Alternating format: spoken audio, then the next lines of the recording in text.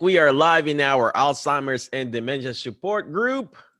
If you are watching live, please comment live in our group. If you're watching on the replay, please comment replay. Again, good afternoon, good evening. It's 6:30 Central Standard Time here in beautiful Tennessee, Central Standard Time. And we have our special Tuesday Dementia training. We do it every Tuesday between 6 and 7 in the evening. We talk about Alzheimer's and dementia. Well, let me stop my share screen here. All right. Hello, everyone. Again, this is your host, administrator, moderator, what do you want to call it? Certified dementia practitioner here in our special group. I'm your one of the many administrators here.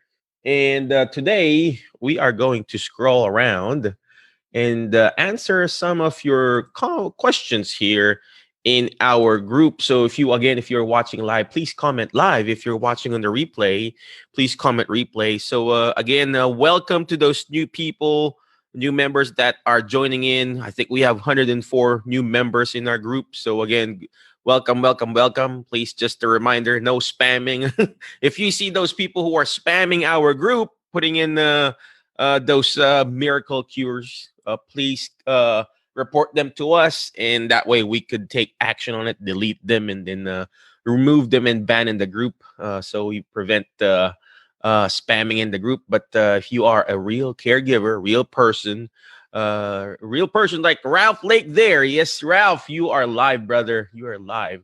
Well, anyway, before I keep going, we are going to read like 2 or 3 questions in our group, answering them as much as possible. So there's this, obviously I'm not going to read their names because this is going to be streamed in our podcast too. But there's this one gentleman here asking about how he can take care of his wife that is in the nursing home and they are not able to go in. You know what? Just to tell the truth, I don't know either. But one thing that you can do is actually have yourself tested.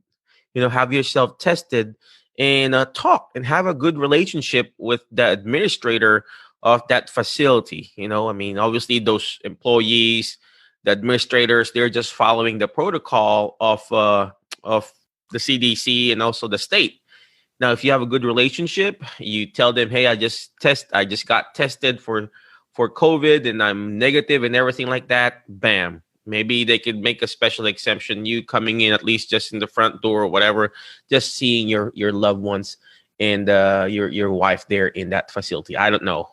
So just have a good relationship with them. In that way, when the rules or the regulations goes down a little bit, bam, you can go there and see her immediately. Okay, let's go into the next question here. I'm new to this group. My mother was recently diagnosed with Alzheimer's triggered by chemo of the brain. She was very much still able to talk and remember names. She hasn't even been told she has it yet. We don't know the stage yet either. Any suggestions besides taking videos of her that you'd recommend? Also, any suggestions on things for her to do to keep her busy as her beloved crossword puzzles are no more? So every stage is different, right? Every stage is different. Every hour is actually different. So I like all the comments down below here. It's some of the members said old magazines. Yep, that's true. That's good. That's very good. Somebody mentioned also music. That's also good. And of course, read Creating Moments of Joy. Yeah, that's I think that's from Jacqueline something Brackley. So I also read that book. I think I have it here. It's very, very good book. So you need to identify what stage mom is. You need to identify what stage, and from there you can put in different types of activities. So for early stages, obviously you can still do reminisce therapy, actual physical movement, physical exercise, physical therapy is actually very good in that way. To improve, remember, improve your muscle strength, because movement matters to your brain matters. So the more movement that you get, the more blood flow to the brain, bam, you get more blood flow there, and at least you prevent it from getting worse. You prevent it from getting worse. I see Dr. RV Vicente. Thank you very much for watching. Thank you very much, sir. And then let's go keep on going. Let's read two or three more questions there. I hope it's not scrolling down. It's not scrolling down. Well, it's not going down on my computer here. Well, I see there's a post here from one of our good fans here. One of the easiest way to rob someone with dementia of their dignity is to be dismissive, talk through, over, or about them as though they are not there. Oh gosh, yeah. Make sure to talk to them regularly. Oh, before I keep on going, we posted a ADL treatment guide. ADL treatment guide. These are the guides, or obviously it says the treatment guide that we use when we're treating patients. So go ahead and grab that. It's very very good to use when you want to do ADLs. ADLs means activities of daily living, and then obviously balance guide if you want to improve your patient's balance, and of course transfer guide, how to improve their transfers. And those are for therapists. Well, it's not loading. Let me refresh my page right now. So again, if you are watching live, please comment live. If you're watching on the replay, please comment replay. Let me refresh my screen so we could see some of those questions that we have in this group. Well, anyway, I hope hey, hello Pressy, thank you very much for watching. Philip from Philippines. Yeah, from Bay Laguna. But we don't say that Bay. I think we say it Bae. Right? From Bae Laguna. Thank you very much, Pressy, for watching. We're gonna keep on going. Well, it's still not loading. I'm so sorry. Let me check maybe on my phone. Oh, I see it here. There's a question here. We signed my mom up for a senior living community, and she's trying to back out. Oh gosh, paid $400 to $500 already for non-refundable deposit. She's in stage 4 and can't live alone anymore. And then an apartment with amenities is just what she needs right now. Unfortunately, she keeps changing her mind and forgets how much she liked it. Any suggestion? Okay.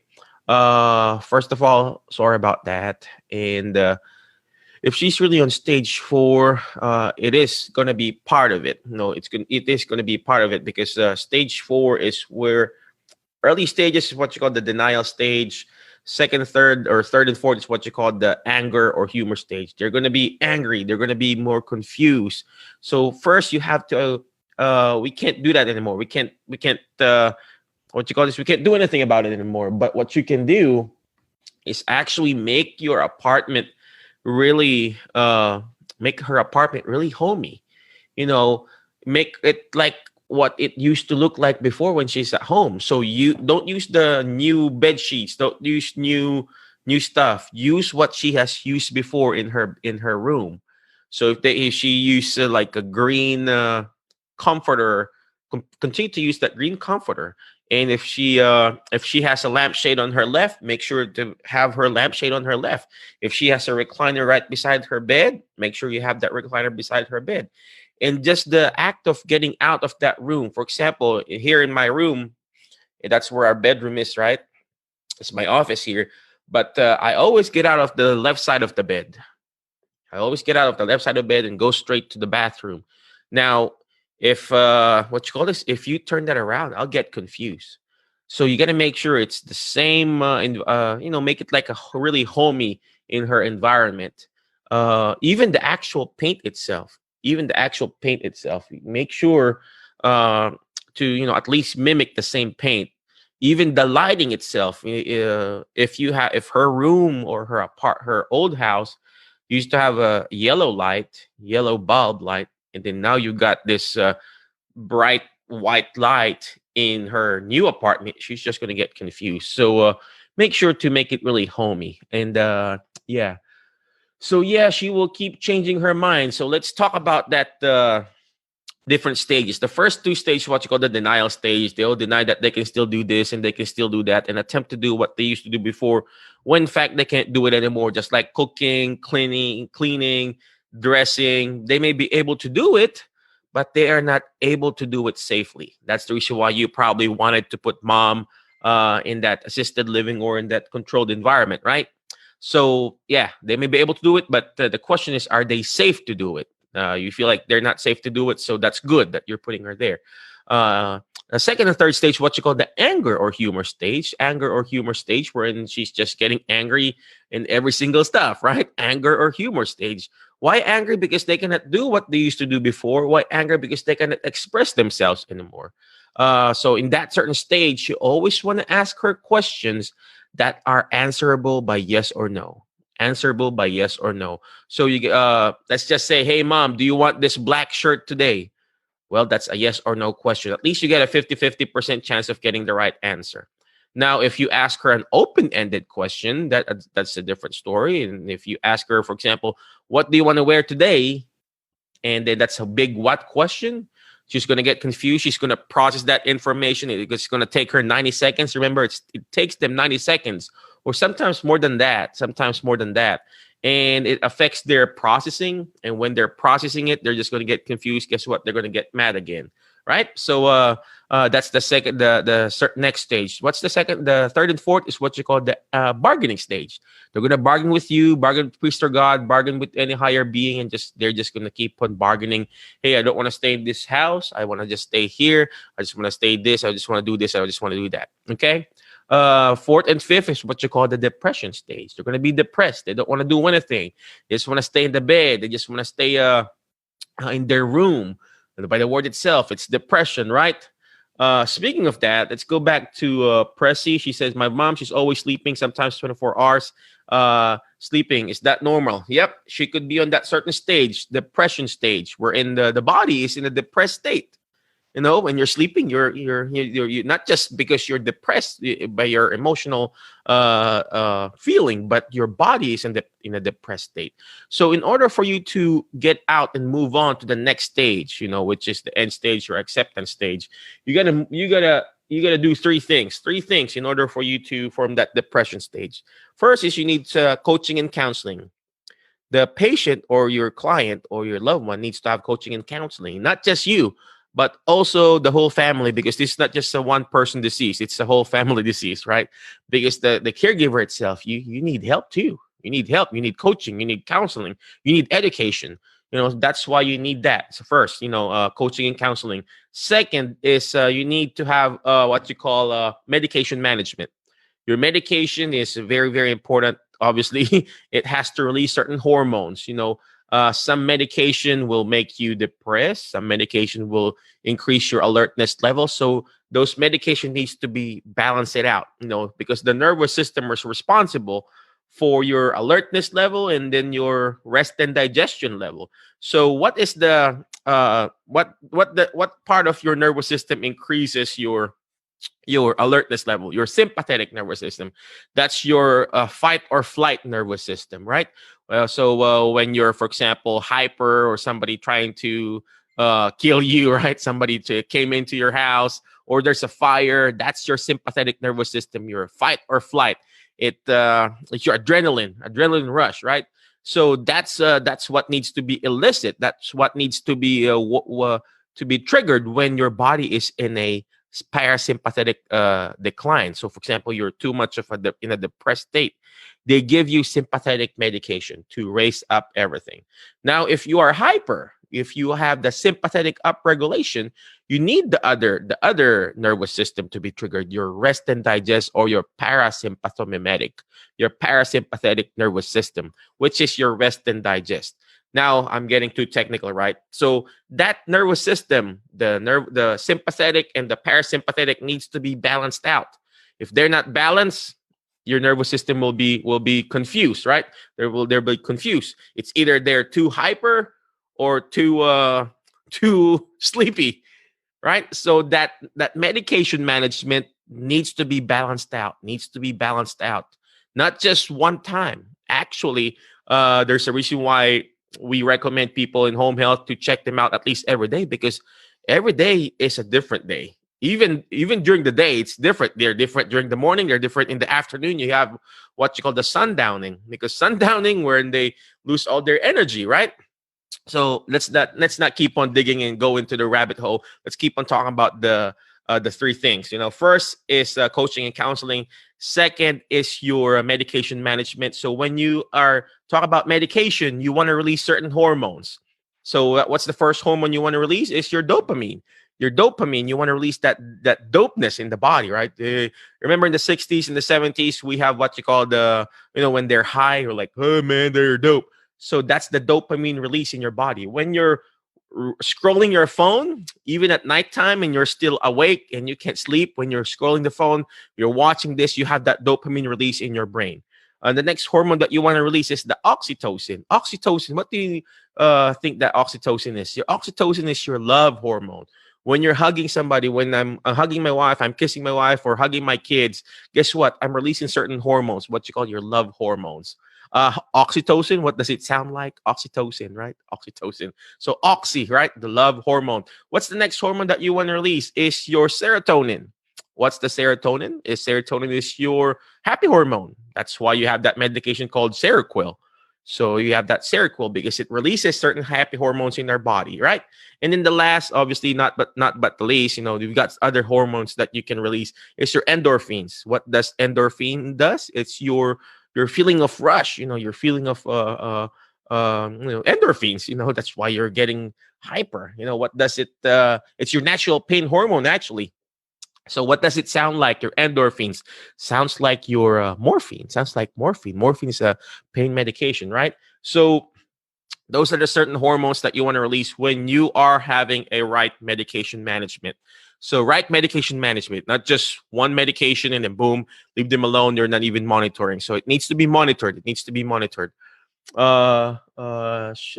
got another person. Our family struggles with our grandmother. She won't take any medication. How can we get her to take it? All right, you can mix it. You can mix it with some food. Some nurses, they mix it with apple sauce. Some therapists or nurses, they mix it with their food and their drink. But you got to make sure you ask a nurse or ask your doctor if you can crush the medication. Why? Because certain medication has, what you call extended release and stuff like that, and you cannot crush those. It needs to be swallowed whole. So the doctor really needs to tell you, hey, this one is can be swallowed whole or can be crushed and mixed it with certain food, because that's how it is. And again, it will go back to a certain stage again. It will go back to a certain stage. Are they able to still follow direction, or are they having behaviors, or are they having this and that? So we need to identify where we at, and that way we would know where we're going. Okay. All right. So what's the next stage? So yeah, we talked about the depression stage, right? Then after that, we go and move on to the last stage, which is acceptance or end stage. All right. So hopefully our Facebook works. No, it's still not working. Well, anyway, before I let you go, I guess we're just going to welcome all the other people here in this group. Again, welcome, welcome, welcome. And then it's still not loading. Oh gosh. Well, anyway, again, if you have any questions, put it up in our group. We'll be happy to answer it. And we've got very, very supportive members in this group. So just keep posting. And then for those people who are commenting, thank you very much. I really appreciate you for just being being a very supportive group. Not just me here, not just the moderator, not just the administrative team, but this group has just grown bigger and bigger. So again, thank you very much, ladies and gentlemen. Yeah, it's not working for now. All right, there's one more person here. My mom, she's more difficult now. She can't feel. She's urinating and wasting. Is she numb or what? That is such a great question. She is urinating and wasting. Is she numb or what? Okay. Okay. Let's go back to what we were talking about. Different parts of your brain has different functions. Okay, different parts of your brain has different functions. So the front part of your brain is your executive function. The temporal part of your brain, hearing, rhythm, language, and movement. Back part of your brain, what does it? Your occipital lobe is what you call your vision stuff. And inside your brain, okay, inside your brain, that we're talking about the superficial part. Underneath the brain is what you call the subcortical. Sub means below. So subcortical. Cortical is the superficial area, the top part. So that's the cortex.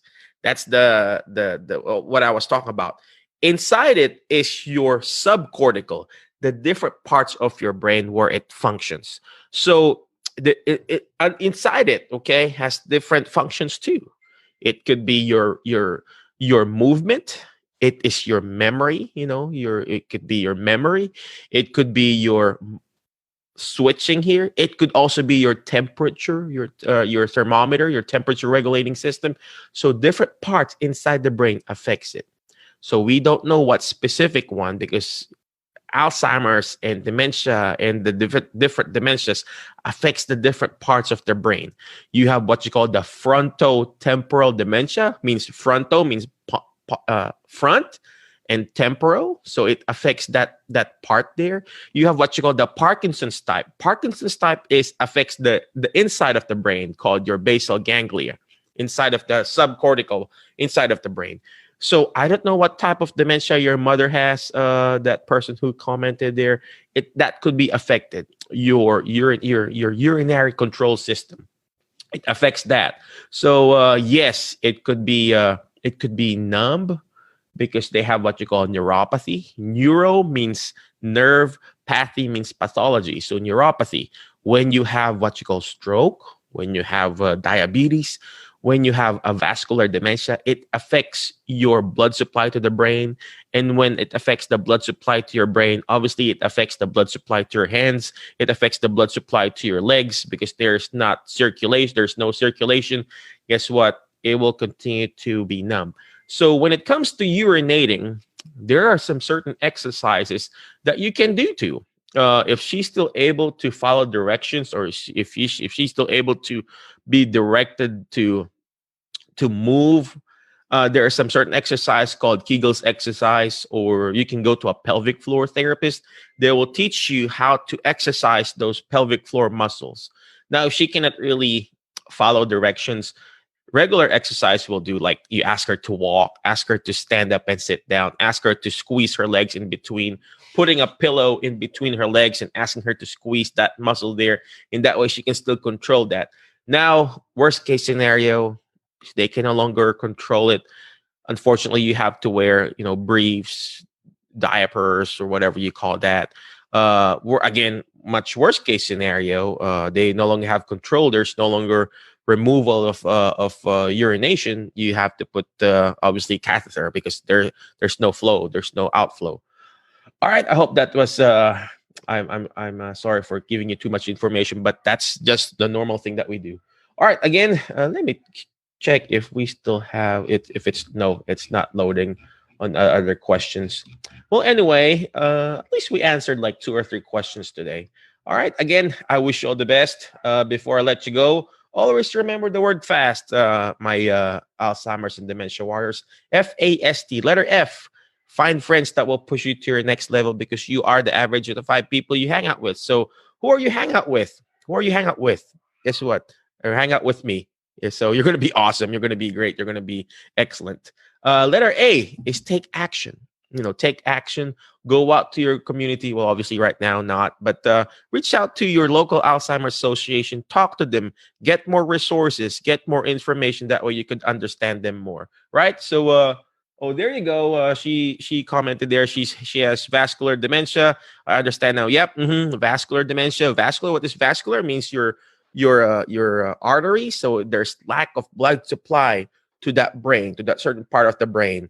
We don't know. I don't know. The only way for you to know which part of the brain has decrease in blood supply is when you do an actual MRI and CT scan, and it's not even worth it to actually understand it. What? Just go ahead and talk to them. And then so decrease in blood supply.